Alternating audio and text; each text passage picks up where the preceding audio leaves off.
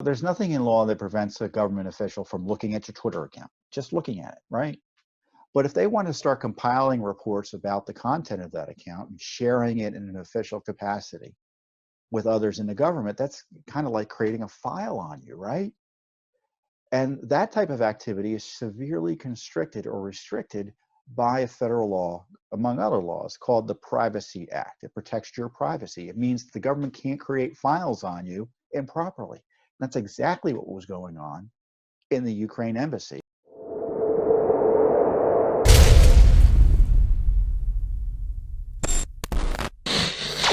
You know, there's all this noise this week about what the president said about the heroes buried in cemeteries based on 4 anonymous sources, which I don't buy that story. But that's what passes for journalism. 4 anonymous stories, journalists, excuse me, a journalist has 4 anonymous sources. The president adamantly denies it. Other people, both friends and opponents of the president, deny it, both officially and outside of government. And yet the story is treated as if it's true. But then when Judicial Watch gets documents that show government misconduct, it's not anonymous sources, the media ignores it. But thankfully, we have the internet, alternative media that get the word out to you. This is why they hate the internet. This is why they want to suppress conservatives on the internet. This is why they want to suppress alternative news sources, even like Fox and One America News and Newsmax and all the independent conservative media publications online, is because we provide an alternative source for the truth. Because you're not getting it from the media, which are more or less just liberal advocacy groups. Not even advocacy group is a kind word. They're more like political action committees in many respects. And so sure enough, Judicial Watch has gotten some astonishing documents that confirmed our initial journalism that there was an enemies list created out of the Ukraine embassy by Ambassador Marie Yovanovitch's team. She was then ambassador to Ukraine. Remember, she was originally appointed by Obama, kept on by President Trump, or reappointed, and Trump finally pulled her back. And it looked like in March of 2019, she had her team had compiled a list of American citizens, all of whom were associated with Trump world somehow, virtually all of whom, to target for illicit monitoring. So we had reported that. Yovanovitch didn't deny that it was taking place during her testimony in the impeachment coup attack on President Trump. She's an anti-Trumper. She eventually I think she's retired. So the documents we asked for documents about this scheme, and it confirmed everything we had reported. There was an enemies list. It was being used to target the Trump team, and it was likely illegal. And they were warned about it. This is a headline. Judicial Watch, State Department records show U.S. Embassy in Ukraine monitored Sean Hannity, Laura Ingraham, Donald Trump Jr., Rudy Giuliani, journalists, and other U.S. citizens in potential violation of federal law. So we got about 375 pages of documents. I wish I could print them out and show them to you, but I'm obviously not at the office.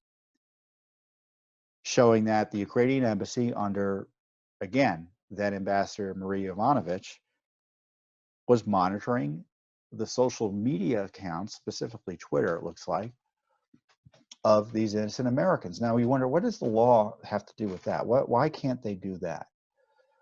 Well, you know, there's nothing in law that prevents a government official from looking at your Twitter account, just looking at it, right?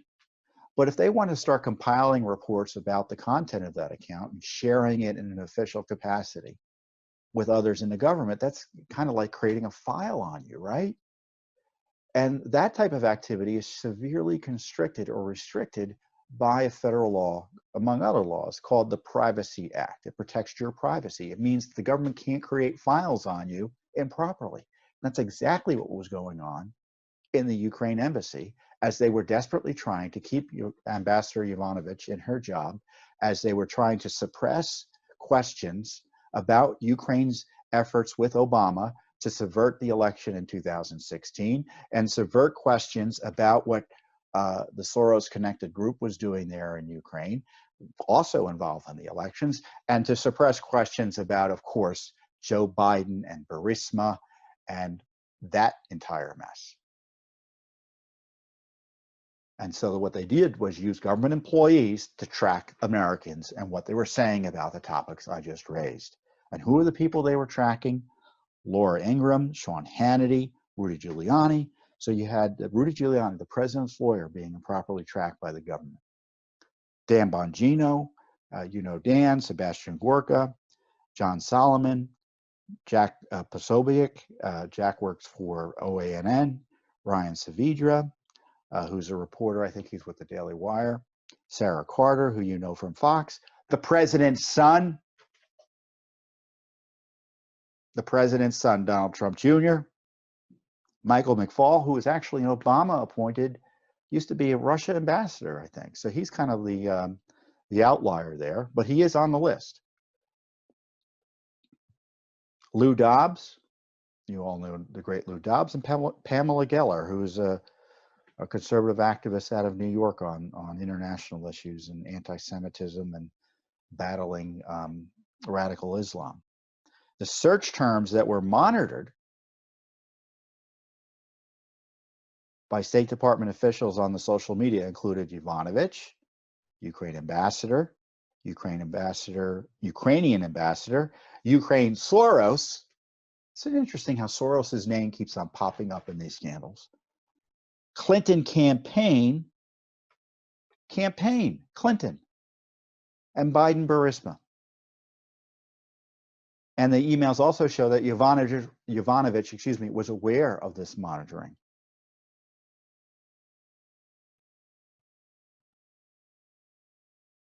So this is the result of a Judicial Watch lawsuit. We had done the initial reports. We had listed those names previously. We have the documents that show that list was exactly right,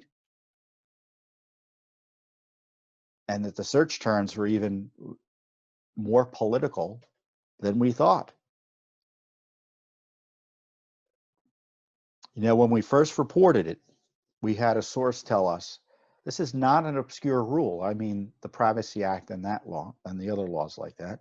Everyone in public diplomacy or public affairs know they can't make lists and monitor U.S. citizens unless there is a major national security reason.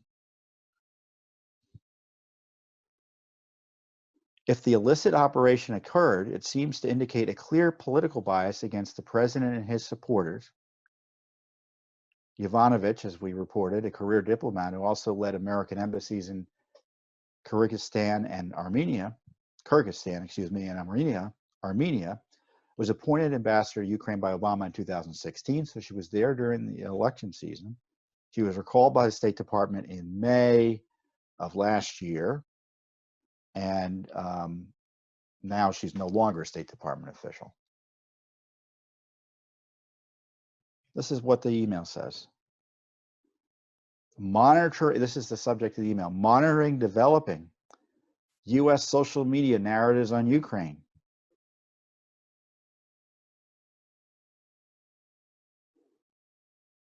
Hi, thanks very much for your notes.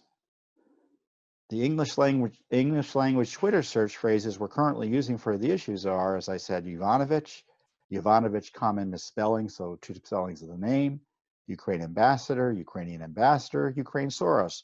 We're also monitoring the tweets of roughly 10 high-profile US-based social media users, verified accounts with large numbers and followers, who have already commented on this particular issue before, either on social media or on television. See if they have posted something new relevant to this issue that does not directly align with our search terms. So not only were they using the search terms to search, but they were carefully monitoring them directly. And so what they needed was help in the state. So the Ukrainian embassy is doing this, and they wanted the State Department in Washington, D.C. to provide support because they couldn't do it 24/7. So they thought the State Department in Washington, D.C. should do it. And the State Department said, hold on a second. Let me read you what he wrote in response. The official, whose name is redacted, going to chime in here. So regarding the influencers, There are some legal implications of making a list of Facebook influencers, of Twitter influencers, since they are technically private citizens, even though they're publicly on the internet. And we cannot compile them into a list and monitor what they're saying using a third-party application without their knowledge. To see what they're saying, you unfortunately need to use the old school way and manually go to their feeds and view that way. Cumbersome, but it's in compliance with the Privacy Act of 1974. And what they've been doing was using this CrowdTangle program, which then was available to them, that helped them monitor social media. It was created by, I think it was bought out by Facebook, and Facebook eventually stopped letting the government use it for purposes like this. And you know who else was involved? Was this Ambassador Kent, who seemed to be very much concerned about what was going on. And you may recall him as being one of the witnesses in the coup attack on President Trump. And this is what Kent wrote about it. Excuse me, but I have to use my phone to look all this up. Kent writes, key thing is to get up to ramming speed from the get-go. And he made it clear, Kent, that he wanted this for political purposes. It wasn't because they were looking at what people were saying generally about it. He wanted to know who was attacking them. And you know, I told you last week about another set of documents we had uncovered from the Strzok Page emails, Peter Strzok, Lisa Page, showing that Strzok and the Comey FBI started investigating Trump's tweets after he criticized Obama for spying on him. And of course, the FBI indirectly. So you got the President of the United States being illicitly targeted by the FBI for sending out First Amendment protected tweets. And here you have his family, his lawyer, and journalists and conservative activists also being improperly targeted, all around the same time, by the way, March through May of 2017. I mean, you think Spygate is just about Trump? It ain't about just Trump. It's about all Americans. Because when you look at the documents, you will see, I'm not listing every American who was caught up in this dragnet. There are other Americans, I don't know who they are. They were caught up too, because they dared to tweet or comment on this anti-Trump ambassador who evidently was trying to cover up misconduct in Ukraine related to President Trump and Joe Biden. Incredible stuff. So I encourage you to go online and read it all. That's what I love about Judicial Watch, because we put the document, you know, you can't argue with the documents. I guess you can. Maybe the documents don't tell you what's actually happening. But we're reporting what's in the documents here. And so if you don't like my interpretation of them, I don't know what's not to like. But if you don't like it, you can go and look at the documents yourself and say, well, let's see what let's see if he's right about what went on here. You go and look at them. 300 pages, take a few hours to read through. You'll be shocked. I can't go through every document that I think is shocking here. But when I see a list of Americans targeted for spying, and it is spying, when they compile a file on you, it's the same as someone clipping newspaper clips based on you and putting it in a file for further use. That's what they were doing there in the Ukrainian State Department until it was stopped. And I don't even think it was really stopped, because the email suggests that I'm not confident that even manually doing that is appropriate under the law. I mean, listen to this line. The list of tweeters has many of the heavy-hitting amplifiers we need to be aware of. Sarah Carter should be added. You know Sarah, since she often acts as an amplifying vanguard for issues that then get picked up on Hannity. Giuliani too.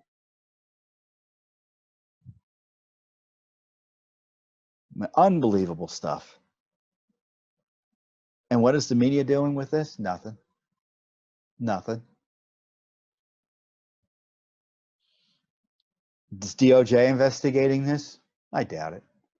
Privacy Act, it's a crime to violate the Privacy Act. There's enough here to investigate not only the testimony of those involved, Again, I don't know if they testified truthfully or not. I haven't analyzed it closely, but I hope the Justice Department's analyzing it. And what about the violations of the Privacy Act? This is another example of Judicial Watch doing the heavy lifting, where the Justice Department refuses to do it. Congress refuses to do it. I guarantee you they had this information, but they haven't released it.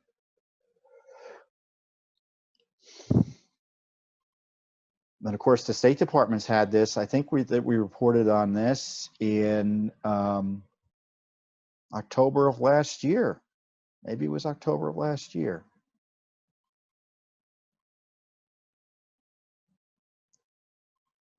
So it was a long time ago.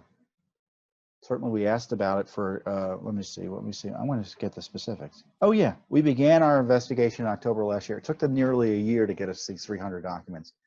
And believe you me, they've had the documents since the beginning of the year at least, and they just sat on them. So I guess better late than never. So we are going to continue to pursue this issue. I don't know, maybe the people who were had their rights violated, maybe they can sue. We'll see if they're going to sue. Maybe they'll sue. So we're not done with Ambassador Yovanovitch because she allegedly gave a do not prosecute list to the Ukrainians. And of course, the do not prosecute were people tied to the anti-Trump, pro-Biden efforts. And there's controversy about whether that happened or not. So we're suing for that. Of course, State Department's been stonewalling the release of that information as well. So this is what I think the president should do generally. He should declare a transparency emergency and order the agencies to release all records about all the Obama scandals that we're talking about. Everything. Don't wait for Durham. It's already too late for Durham. I told you that last week. It's already too late. I don't know what he's going to do. I mean, you can see the judges of the courts are going to continue to harass General Flynn. Just so you know, we haven't given up on the Clinton matter, even though the Justice Department's been fighting us on it, trying to shut it down. Adam Schiff, we haven't given up on Adam Schiff either. You may recall that there was an adverse court ruling where we were trying to get information about his secretly subpoenaing and then publishing the phone records of Americans.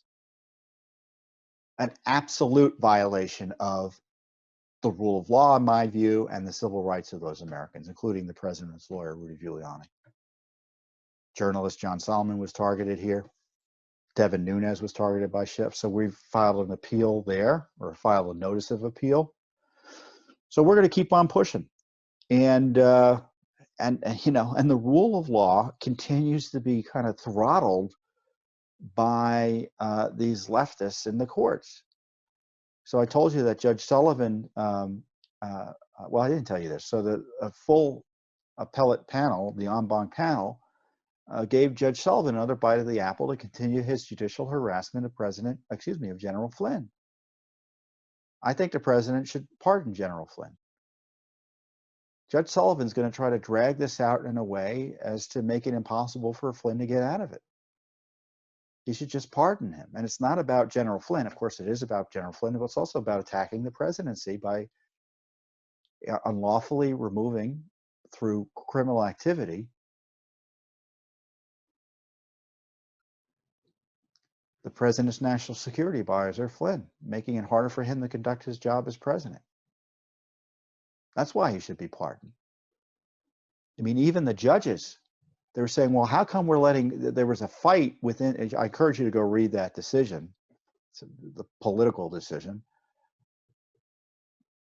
allowing Judge Sullivan to continue to harass General Flynn. You know what they were fighting about? Why is it we're letting Hillary Clinton off the hook, but keeping General Flynn on the hook?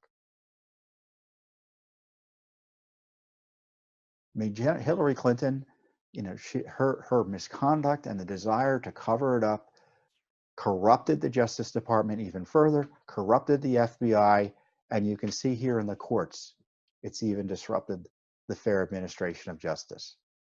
The politics surrounding keeping Hillary Clinton safe from full accountability results in all sorts of misconduct in all areas of government. And I think the way the courts have handled her discovery or our quest to question her has been terrible, and it undermines the fair administration of justice. And we're seeing that again with General Flynn. I mean, they tell us a week ahead of time, a few weeks before they rule, well, you know, Hillary Clinton gets this radical protection from having to be questioned under oath. And General Flynn is facing unprecedented harassment from a court, but he gets no protection. That doesn't tell you about the politics of judges and the partisan corrupt nature of what is happening here too often. Because some of these judges sometimes rule the right way. I mean, sometimes they let the law run its course. In this case, though, I think it's all politics, and it's just awful to see. Thanks for tuning in. Be sure to subscribe to our YouTube channel to catch all the latest news from Judicial Watch.